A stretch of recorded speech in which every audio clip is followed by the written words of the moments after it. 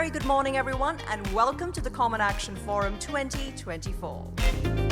This is where such a meeting and discussion and conversation is important for all of us to explore the possibilities of how to move forward. To become reality, we will need to address the challenges collectively and assert leadership with courage. As we progress, it is vital that we continue to advocate for a more inclusive global IP and a global IP framework that guarantees equitable access to life-saving medicines for all.